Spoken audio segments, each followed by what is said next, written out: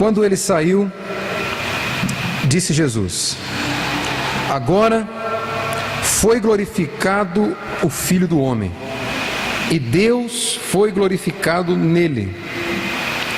Se Deus foi glorificado nele, também Deus o glorificará nele mesmo, e glorificá-lo-ás imediatamente. Filhinhos, ainda por um pouco estou convosco. Buscar-me-eis, e o que eu disse aos judeus, também agora vos digo a vós outros: para onde eu vou, não podeis ir. Novo mandamento vos dou, que vos ameis uns aos outros, assim como eu vos amei. Que também vos ameis uns aos outros. Nisto conhecerão todos que sois meus discípulos, se tiverdes amor uns aos outros. Gostaria que o irmão Edilson nos conduzisse em uma oração, pedindo para que o Senhor abençoe a exposição da Santa Palavra de Deus. Oremos. Louvado seja o Senhor. Como de costume em algumas exposições, eu quero começar essa exposição aqui fazendo uma pergunta. A pergunta que eu faço é: como que você faz na prática para identificar um crente? Como é que você faz para saber que o indivíduo é crente? Será que é pelo jeito que ele se veste? Será que você descobre que o indivíduo é crente pelo crentez que ele fala? Paz do Senhor, graça e paz, né? Aleluia. Será que você identifica um crente pela denominação, pela igreja que ele frequenta? Como que você faz para identificar um crente de verdade? Com esse texto aqui nós vamos aprender Jesus nos dando a marca de um verdadeiro crente. Como nós devemos fazer para identificar um verdadeiro cristão. Às vezes nós identificamos o povo cristão pelo seu jeito de falar, pela sua forma de vestir, né? Pela igreja que ele frequenta. Se o indivíduo frequenta determinadas igrejas, aquele indivíduo é crente. Todo domingo está no culto. Às vezes nós pensamos que o fato de uma pessoa estar em um lugar como esse todo domingo faz dela um cristão verdadeiro. São formas que nós usamos para identificar um cristão verdadeiro. Para Jesus, um cristão verdadeiro não é identificado pela forma que ele fala, pela forma que ele anda, pela forma que ele veste, pela forma que ele cultua. O crente é identificado pela forma que ele ama. Nisso conhecerão que sois meus discípulos, se vocês forem capazes de amar. Na ótica de Cristo, um verdadeiro cristão, ele é conhecido pela sua capacidade de amar outras pessoas que não a si mesmo. Amar a nós mesmos, isso é fácil, extremamente fácil. Nós somos especialistas em nos amar. Ainda mais numa geração como a nossa, né, em que palestras, em que pregações te colocam no centro do mundo, fazendo com que você se ache a última bolachinha do pacote, a última coca do deserto, uma pessoa especial demais. Não estou dizendo que você não é. Estou dizendo que Cristo não te conhece pela capacidade que você tem de amar a si mesmo, mas pela capacidade que você tem de amar outras pessoas. Nisso somos conhecidos como discípulos do Senhor. O que nós temos aqui nesse texto? É apresentado um novo mandamento, e nós vamos entender a característica desse novo mandamento, por que ele é novo, em um novo momento também, um momento inédito na história da humanidade. Um novo mandamento é dado. E outra pergunta que a gente pode fazer é: por que João faz questão de deixar isso aqui? Por que João faz questão de registrar essas palavras de Jesus? E um dos motivos que eu enxergo é porque os momentos finais estão para acontecer. A hora chegou. Em breve eles se veriam sem o Mestre. Jesus está preparando o coração dos seus discípulos para os próximos momentos. Chegou o grande momento. Jesus então vai apresentar para eles um mandamento que tem como característica ou capacidade de apresentar a marca de um verdadeiro cristão. É como se Jesus estivesse preparando o coração daqueles homens, para que daqui a algumas horas eles serão separados, eles não estarão mais com o Mestre, fisicamente falando, a princípio. Mas é como se Jesus dissesse para eles o seguinte: olha, até agora vocês foram reconhecidos como meus discípulos, porque eu estou aqui na terra, e vocês estão comigo. Então quando as pessoas olham para vocês, vai ficar nítido, esses 11, porque aqui o 12º já saiu, esses 11 aqui são meus discípulos, porque esses 11 são discípulos de Jesus, porque Jesus está com eles, e eles estão seguindo Jesus. Mas o motivo aqui é como se Jesus quisesse preparar o coração daqueles homens, para que eles tivessem algo que não dependesse da presença física do Mestre junto com eles, para que ficasse claro para aquela sociedade que eles eram seguidores de Cristo.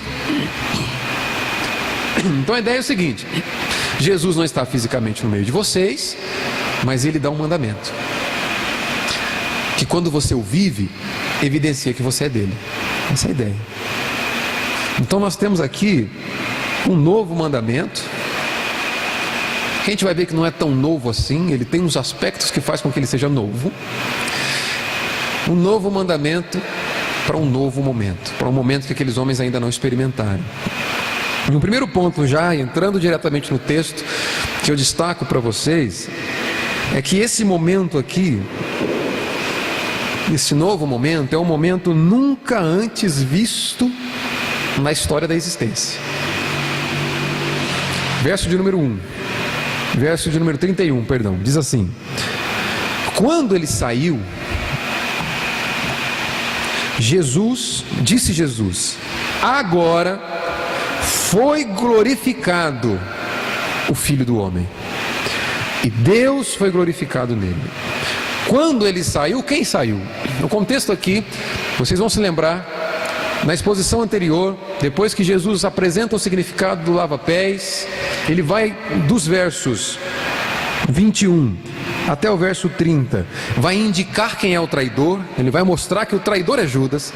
E agora, Judas sai do meio deles.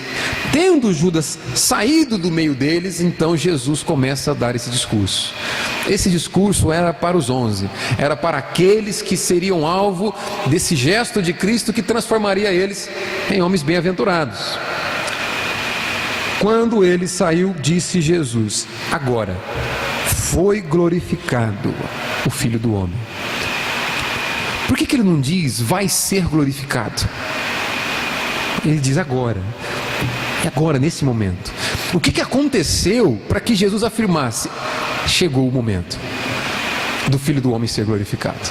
No verso 30, João diz assim: ele, tendo recebido o bocado, saiu, e era noite.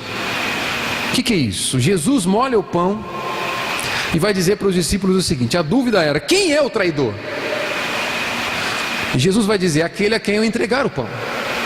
E ele molha o pão e entrega para Judas, e ele vai dizer para Judas o seguinte: olha, o que você tem que fazer, faz agora, faz rápido. E quando ele recebe aquele pão, após ter recebido o pão, ele saiu logo. Ele cumpriu com a determinação de Cristo. Cristo diz para ele, percebe, o coração de Judas já havia determinado em seu coração trair o Mestre, entregá-lo às autoridades. É para isso que ele sai naquela noite, para buscar aqueles que queriam prender Jesus, para mostrar para eles como eles encontrariam Jesus, quem seria o Jesus a qual eles deveriam prender. E Jesus vai dizer, foi glorificado o Filho do Homem. O que acontece aqui, irmãos, é mais uma vez uma forma de nós vermos que nenhum desses momentos pega Jesus de surpresa. Jesus não está sendo surpreendido pela traição de Judas. Ele vai dizer para Judas o seguinte: aquilo que você tem que fazer, faz logo, vai. E Judas sai imediatamente. Por que eu disse que em um determinado, em certa maneira, isso aqui é um evento inédito na história da existência? Não é apenas um evento inédito na história dos homens, mas de certa forma na história do próprio Deus. Cuidado, não estou falando heresia, deixa eu explicar. Jesus, sendo 100% Deus, é óbvio, ele não apenas conhecia esse momento que está chegando agora, quando ele diz, agora foi glorificado o Filho do Homem. Ele não apenas sabia que esse momento chegaria, ele é o autor, ele é aquele quem determina essa data, esse momento e esses acontecimentos, sendo 100% Deus. Mas nós não podemos esquecer que dentro desse mistério incrível das Escrituras, da mente insondável de Deus, esse Cristo que é 100% Deus também é 100% homem. E Jesus experimentaria aqui algo que ele ainda não experimentou. Por isso que nós estamos diante de um momento ímpar, diante de um momento nunca experimentado na história da existência. Jesus, em sua natureza humana, estaria experimentando pela primeira vez uma separação. Mas uma separação que tinha um motivo muito claro: a sua glorificação. Jesus não usa a expressão que ele será glorificado. Ele diz o seguinte: o Filho do Homem foi. No momento em que Judas sai, com o seu coração endurecido e determinado a entregar ao Filho de Deus, o Filho do Homem é glorificado. Chegamos à grande hora, chegamos ao grande dia, ao grande momento, para que a glória do Filho de Deus se manifeste entre os homens. Chegou o grande momento. Aqui nós, abrindo um parênteses, nós estamos diante do Deus que é soberano ao ponto de usar os piores pecados já cometidos para cumprir um propósito eterno. Nós estamos estudando aqui o livro de Juízes, aqueles que estão participando das quartas-feiras, e nós vimos essa semana, estudando livros do Antigo Testamento, essa semana estudamos o livro de Juízes, e nós vimos que ali existe um ciclo que parece interminável, né? Deus abençoa o povo e dá uma advertência para que eles sejam fiéis, o povo peca, Deus pune o povo com a invasão de inimigos, o povo se arrepende, Deus abençoa, depois o povo peca de novo, Deus pune, o povo se arrepende, Deus abençoa, e esse ciclo parece interminável, se repete ao longo de todos os capítulos ali de Juízes. E aí percebe, o meio que Deus usa para punir o seu povo, para levá-los ao arrependimento, é a invasão, é a afronta dos inimigos. Deus vai levantar inimigos de Canaã, da terra de Canaã, com o objetivo de ferir o seu povo Israel, para levá-los ao arrependimento. Sendo invadidos, sendo saqueados, sendo roubados, para que eles se reconheçam como homens falhos, pecadores, que falharam em obedecer a Deus e se arrependessem por ter transgredido a voz de Deus, o mandamento de Deus. Quando ele se arrependia, Deus então levantava juízes para dar vitória contra os inimigos. Agora, o que você acha que estava no coração dos inimigos? Você acha que os inimigos chegavam e pensavam assim: é um prazer para nós sermos instrumentos na mão de Deus para levar esse povo ao arrependimento? Você acha? É óbvio que não. Aqueles povos inimigos estavam respirando ódio contra os judeus, o seu coração completamente endurecido contra os judeus, para expulsá-los da terra, para matá-los, e o desejo do coração desses inimigos era exterminar Israel. Mas a Bíblia vem e diz que Deus estava usando esses inimigos para cumprir com o seu propósito. O que significa isso? Soberania de Deus, responsabilidade humana, até mesmo os piores pecados, servindo a propósitos eternos. Quando Judas sai, Jesus diz: agora o Filho do Homem foi glorificado. Tudo está correndo como planejado, desde a eternidade. Um momento então ainda não experimentado, nem por Jesus em sua forma humana. Ele experimentaria aqui agora. Nós vemos que esse momento aqui também é onde, mais uma vez, essa íntima relação entre o Deus Pai e o Deus Filho fica evidente. Então o verso 31 finaliza assim: quando ele saiu, disse Jesus: agora foi glorificado o Filho do Homem, e Deus foi glorificado nele. Verso 32: se Deus foi glorificado nele, também Deus o glorificará nele mesmo, e glorificá-lo-á imediatamente. O que significa isso? Esse momento aqui mostra mais uma vez a íntima relação entre Deus Pai e Deus Filho. Deus estava sendo glorificado através da glorificação do Filho. É nesse ponto que nós vemos um íntimo contrato, uma íntima unidade entre a Trindade. Nós vemos o Pai promovendo a glória do Filho, nós vemos o Filho promovendo a glória do Pai, o Espírito promovendo a glória de Deus Pai e Deus Filho, sendo promovido pelos dois. Há um contrato, há uma aliança eterna entre a Trindade, entre Deus. E aqui nós vemos que Jesus sendo glorificado, o Pai está sendo exaltado. Nesse momento aqui, irmão, fica claro que adorar o Deus Criador passa pela necessidade de glorificar o Filho dele.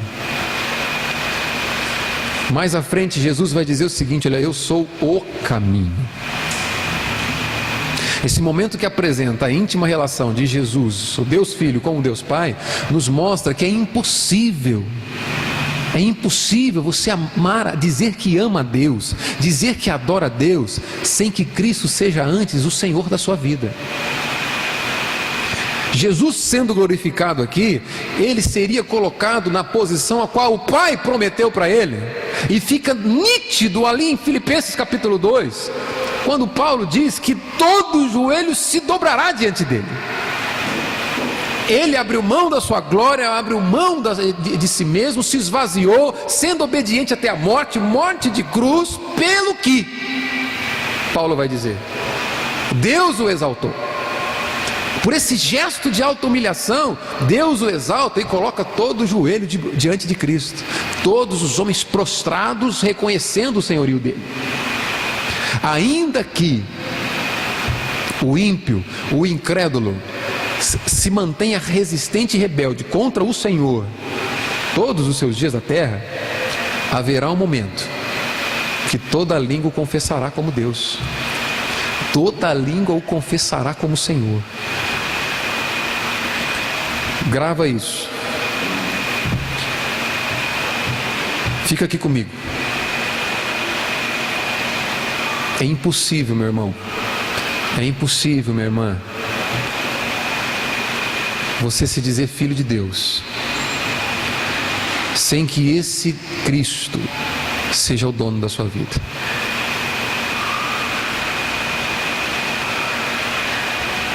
Sem que esse Cristo seja glorificado através dos seus dias.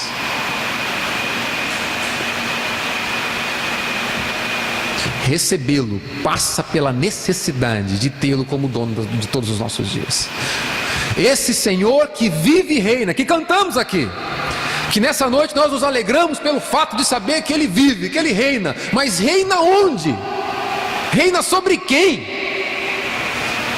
Quem é aquele que rende glórias ao nome desse que é Filho de Deus e que é Deus soberano?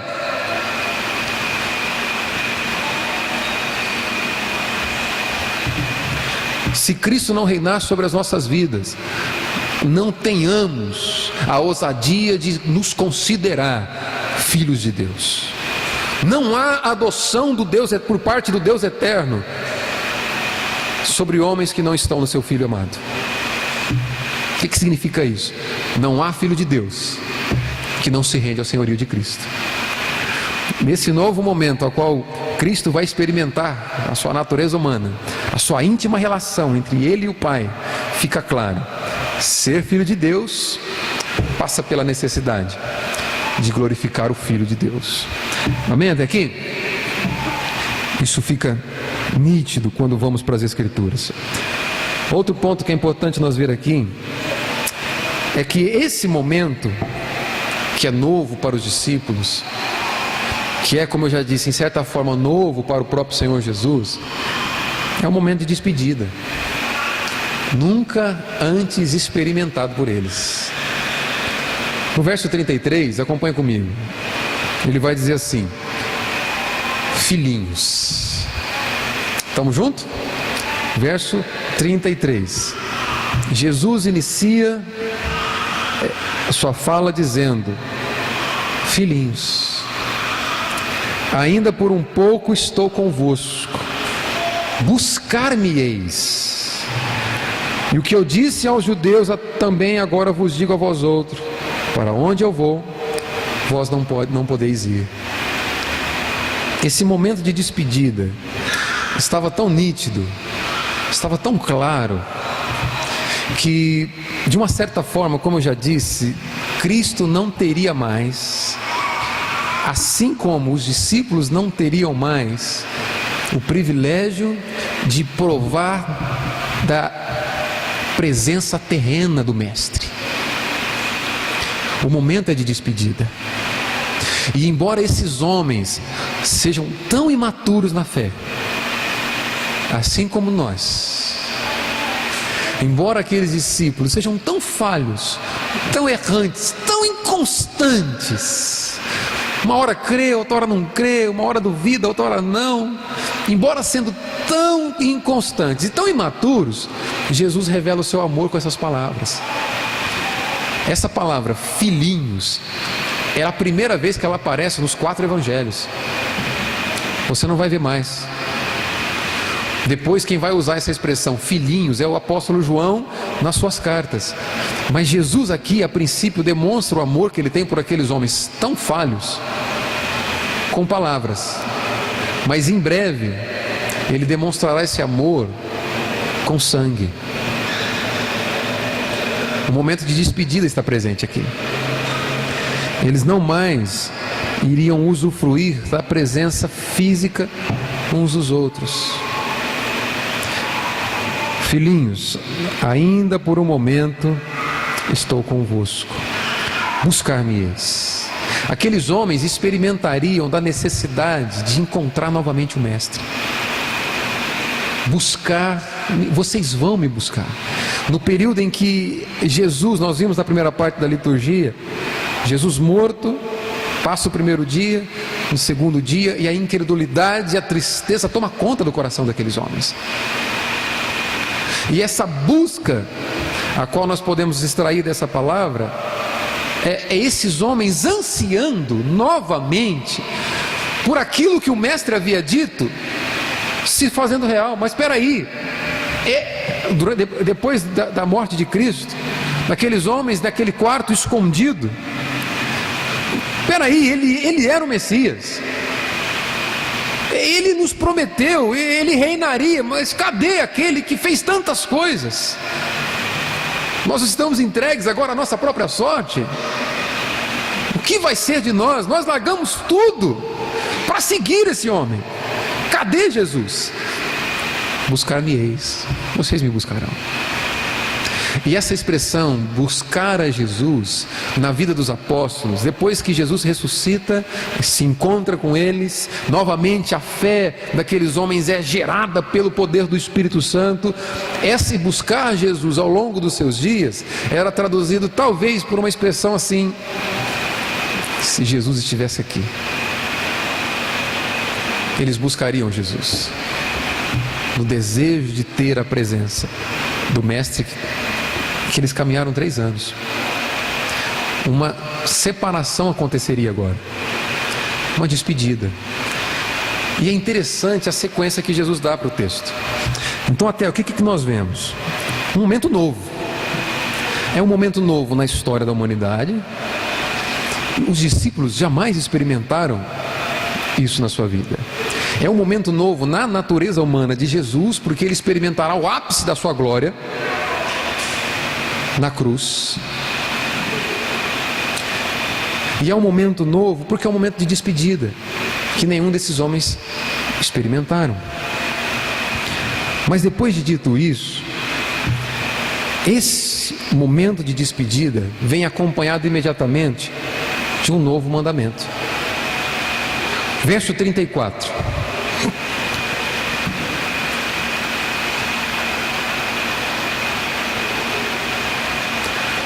Novo mandamento vos dou, que vos ameis uns aos outros, assim como eu vos amei, que também vos ameis uns aos outros. É interessante isso aqui. Tudo é novo até agora. Experiência nova. Para um momento novo, um mandamento novo.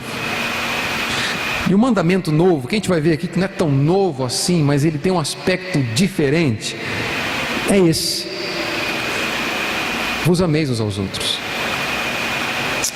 É como se Jesus dissesse aqui: nós experimentaremos de uma separação que não experimentamos ainda, mas por conta disso, pelo fato de nós não estarmos mais juntos, um novo mandamento vos dou. Qual que é a importância desse mandamento? Quando nós ouvimos a expressão de Jesus, que vos ameis uns aos outros, até então não há nada de novo aqui. Mas antes ainda, quando nós ouvimos Jesus dando para aqueles homens essa declaração: novo mandamento eu vos dou, Jesus se apresenta aqui, irmãos, como o Deus soberano, o grande eu sou. Por quê? Somente o Deus de Israel tinha autoridade para legislar sobre Israel, para dar mandamentos para Israel. Vocês vão se lembrar, em Êxodo capítulo 20, essa é a forma como Deus se apresenta. Deus diz em Êxodo capítulo 20, a partir do verso 1: eu sou o Senhor teu Deus, que te tirei da terra do Egito. E depois de se apresentar como dizendo: eu sou o teu Senhor, o teu Deus, que te tirou do Egito, depois de Deus dizer isso, ele começa a dar os mandamentos, dizendo: olha, nossa relação será com base na minha lei, nossa relação será com base no gesto que vocês terão com a minha lei. Foi isso que aqueles homens ouviram. Jesus legislando, criando um mandamento, dando para seus discípulos, é como se ele dissesse o seguinte: olha, o mesmo eu sou que vocês ouviram no deserto, o mesmo eu sou que se apresentou como o resgatador, como o Deus que vos tirou da terra da escravidão, nesse momento está diante de vocês, dizendo: um novo mandamento vos dou. O ciclo do Deus soberano se repete aqui. Perceba, o Deus do Antigo Testamento, o grande eu sou, primeiro ele resgata o seu povo, primeiro ele liberta o seu povo do Egito, o conduzindo para o deserto, e depois de o povo liberto, ele vai dizer: agora vocês têm a minha lei. É uma forma de mostrar que esse Deus é gracioso no relacionamento com o seu povo desde sempre. Deus não ajuda da seguinte forma: olha, está aqui a minha lei, povo no deserto, povo no Egito, escravo, está aqui minha lei, se vocês cumprirem e forem capazes de serem obedientes, eu tiro vocês daí de dentro. Foi isso que ele fez? É óbvio que não. Ele resgata um povo imerecedor, um povo que não estava pedindo para ser liberto. Deus o resgata por graça, para pertencerem a Ele. Depois do resgate vem o mandamento. No início dessa exposição, nós dizemos que Jesus diz: foi glorificado o Filho do Homem. Chegou o momento. Chegou o momento do resgate da minha igreja. Chegou o momento do resgate do meu povo. Há tantos anos atrás, eu os tirei do Egito. E o meu mandamento dado a eles representava agora a aliança que nós tínhamos. Novamente eu resgato o meu povo de graça para eles, porque para mim será o meu sangue derramado naquela cruz. A glorificação de Cristo será na cruz. A cruz não é um lugar onde a derrota de Cristo se apresenta, mas é onde a vitória de Deus é apresentada aos homens. Só a cruz para resolver o problema da humanidade. Só na cruz que Deus foi capaz de demonstrar o seu amor incondicional por pecadores, sem deixar de ser justo. Na cruz Ele cobra a sua dívida, a minha dívida, sobre a carne do próprio Filho. E uma vez que a sua ira foi apaziguada no corpo de Jesus Cristo, agora Ele está livre para demonstrar o amor incondicional para aquele que você não merece, aquele que eu não mereço, e ainda assim Ele nos dá. Você não clamava por libertação do Egito quando Ele te alcançou. Você não clamava para que Ele te resgatasse do império das trevas quando Ele te alcançou. Ele fez isso por graça. Ele fez isso por um amor incondicional que nós não merecemos. Nós não clamávamos: Senhor, nos tira do mundo.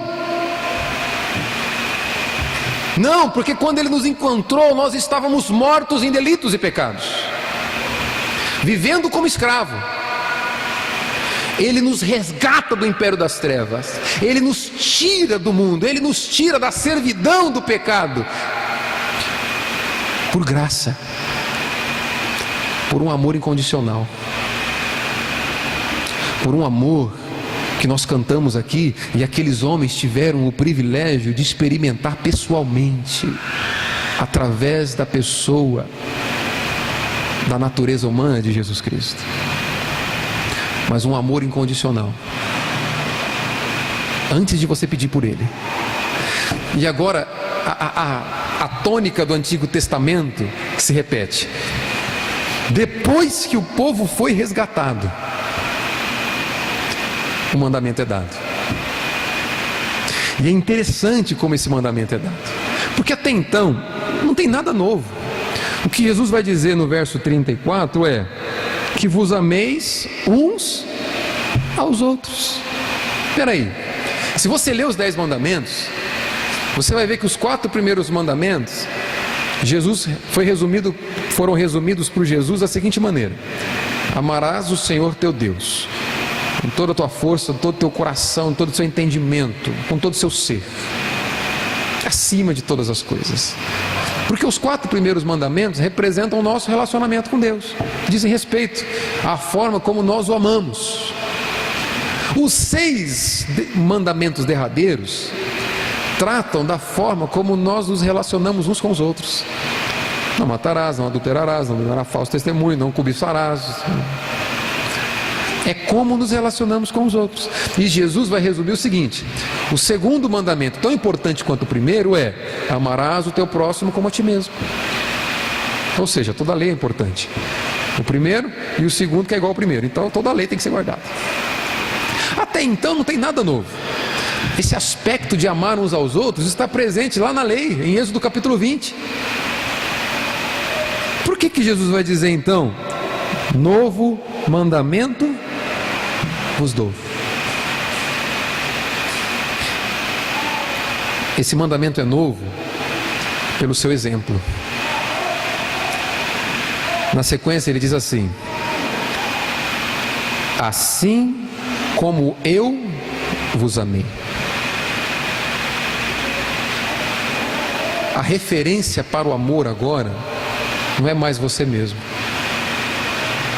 Antes o que você ouviu foi, o que os discípulos ouviram foi: amarás o teu próximo como a ti mesmo. Jesus está dizendo o seguinte: você vai amar o seu próximo como eu amei vocês. E aqueles discípulos foram amados continuamente. O verbo aqui, quando ele diz que vos ameis uns aos outros, está no presente contínuo, que continuem amando. O amor de Cristo foi constante. O amor de Cristo não foi interesseiro. O amor de Cristo não dependia do merecimento dos discípulos. O amor de Cristo era incondicional. O amor de Cristo é sacrificial. Ele está determinado a ir até as últimas consequências por conta desse amor. E aí ele olha para os discípulos e diz: vocês devem amar como eu amei. Percebe? Qual que é a sequência da nossa exposição aqui? Tudo é novo. O momento que aqueles discípulos não experimentaram ainda, estar distante do Mestre. Mas, para compensar, vamos colocar com essas palavras, um novo mandamento é dado. E agora você não vai mais amar como a ti mesmo, você vai amar como eu te amei. Irmãos, agora vamos pensar um pouquinho, usando essa expressão para aplicar. Quando nós olhamos para o amor de Cristo, nós encontramos um amor que não mede esforços. Nós encontramos um amor que não vê condições.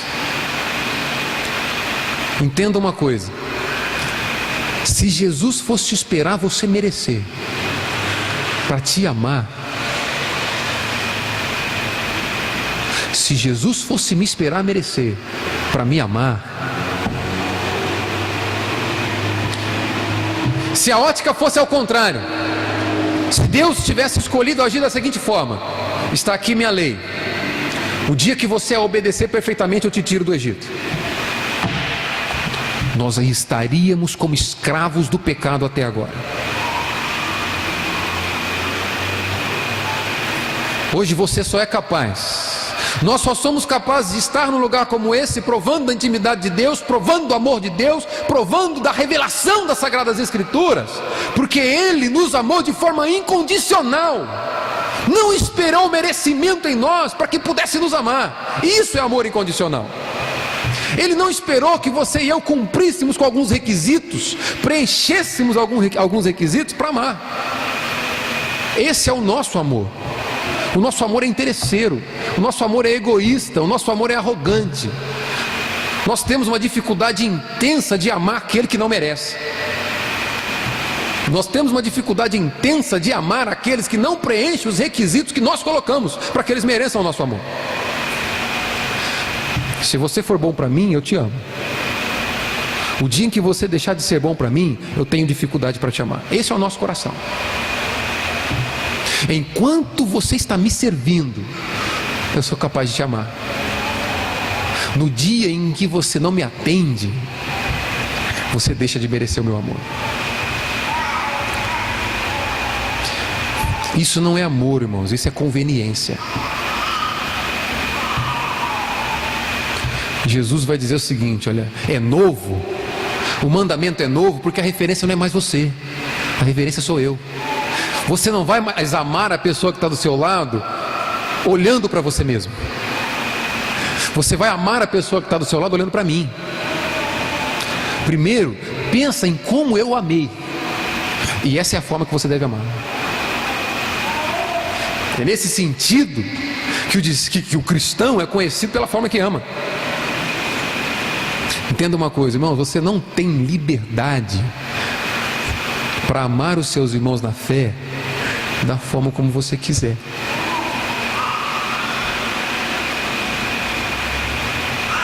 É como se Jesus estivesse dizendo o seguinte: pegue os óculos de Cristo, enxergue como eu amei você, vai e ame o outro. Amém?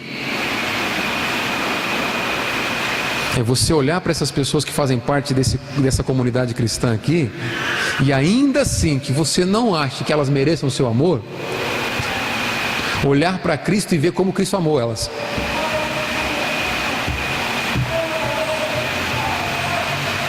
O mandamento é novo porque a referência é nova. Não é mais o nosso coração orgulhoso, é um coração gracioso de Jesus Cristo. É amar como Ele. amor. Esse mandamento aqui é novo pela sua importância. Na sequência ele diz assim: assim como eu vos amei, verso 34, assim como eu vos amei, que também. Esse também aqui revela que esse mandamento é novo, não pelo seu conteúdo, mas pela sua importância. Então, primeiro, é porque a referência agora é Cristo e não mais eu. E segundo, porque da forma como ele fez, deve ser visto em mim, que também vos ameis uns aos outros. Percebe? Qual que é a ideia desse também aqui? Qual era a preocupação dos discípulos? O mestre estava partindo.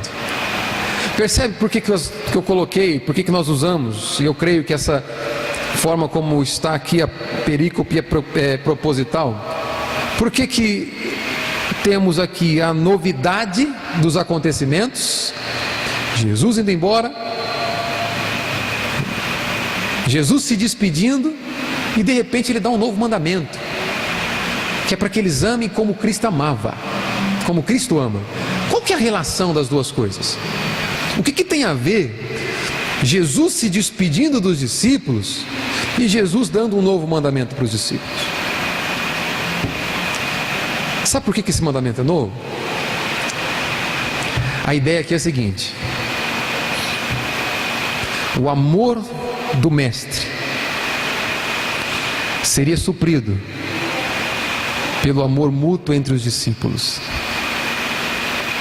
Como se Jesus estivesse dizendo o seguinte: olha, eu estou indo embora, mas vocês não terão mais o meu amor presencial aqui, a minha presença humana com vocês na terra, mas vamos resolver da seguinte forma: da maneira que eu amei, vocês se amem, porque assim o meu amor vai ser suprido pelo amor mútuo entre vocês. Percebe onde que Jesus quer nos levar? Jesus está querendo dizer para mim e para você que o meio que Ele escolheu para que essa pessoa que está do seu lado experimente o amor dele é você amando ela. Você entende isso? O meio que Deus escolheu para que o povo, os homens, provassem do amor dele é através de você. É você amando como Ele ama. É como se Ele dissesse para os discípulos o seguinte: olha, eu não estarei presencialmente, mas vocês estão. Vocês aprenderam, vocês viram como eu amei. Façam o mesmo. E se vocês forem capazes de amar uns aos outros como eu amei vocês, vocês não vão nem sentir falta.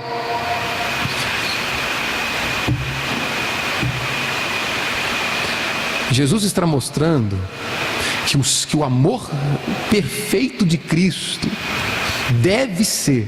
é possível ser provado através dos seus discípulos.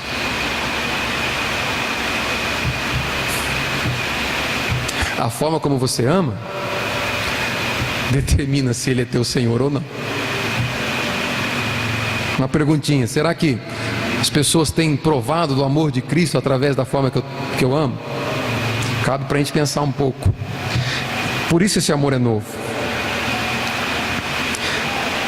E caminhando para o fim, esse amor é novo, então, pelo seu significado. Olha o que significa, verso 35. Nisto conhecerão todos que sois meus discípulos, se tiverdes amor uns aos outros. O crente, então, não é conhecido pela sua forma de falar. O crente não é conhecido pela denominação que ele frequenta. O verdadeiro cristão não é conhecido pela sua forma de vestir, de pregar. Perceba, Jesus não está dizendo que os seus discípulos seriam conhecidos por serem calvinistas. Eles não seriam conhecidos por serem presbiterianos, por serem reformados. Eles seriam conhecidos pela capacidade de amar como Ele ama. É como se Ele olhasse para mim e para você, numa noite como essa, e dissesse: você mostra para o mundo que eu sou o teu dono, quando você é capaz de amar da mesma forma que eu fui capaz de te amar. E eu te amei antes de você merecer.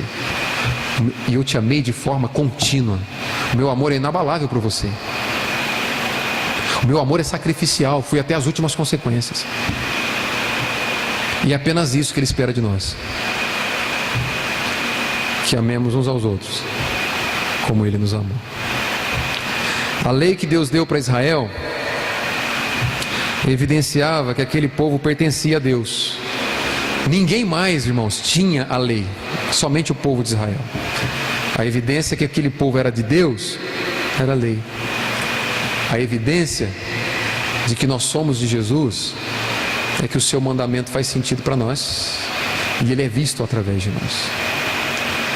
Então é dessa forma que eu concluo com a amada igreja nessa noite.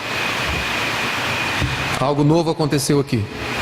Uma nova experiência para Jesus na sua natureza humana, uma nova experiência para os discípulos. Eles se separariam, mas também um novo mandamento foi dado: que sejamos capazes de amar uns aos outros da forma como Ele nos amou. Jesus está dando para mim e para você a incumbência de suprir essa pessoa que está aí do seu lado, essa mesmo, essa carninha de pescoço aí, essa pedrinha no seu sapato, aquele crente que você acha que não merece o seu amor. Jesus está dizendo o seguinte: ele vai ser suprido do meu amor quando você for capaz de amá-lo. Gostaria de te convidar a fechar seus olhos e abaixar a tua cabeça nesse momento.